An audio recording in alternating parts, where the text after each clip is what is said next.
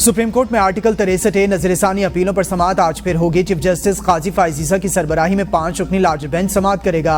Justice Munib Akhtar की bench में शमूलियत से इनकार के बाद नया बेंच तश्कील दिया गया। जजेस कमेटी ने जस्टिस मुनीब अख्तर की जगह जस्टिस नईम अख्तर अफगान को बेंच का हिस्सा बनाया।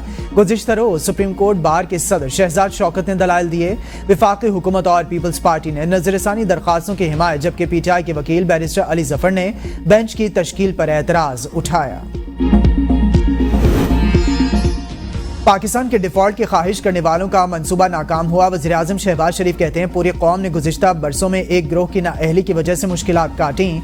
अब मुल्क की मईशत मुस्तहकम, सिफारती ताल्लुकात मजबूत और आम आदमी की खुशहाली का सफ़र शुरू हो चुका।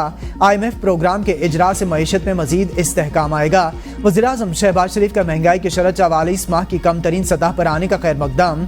सितंबर में महंगाई की सालाना शरह 6.9% होने पर हुकूमत की माशी टीम की पजीराई। कहा, महंगाई में कमी और पेट्रोलियम मसवाद की कीमतों में कमी से आवाम को रिलीफ मिल रहा है।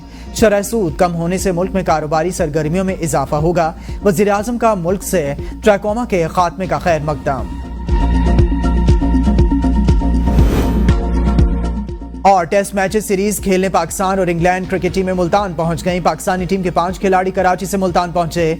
खिलाड़ियों में शाहीन शाह आफरीदी, सरफराज अहमद, मोहम्मद इब्रार, साइम अयूब समेत कप्तान शान मसूद शामिल।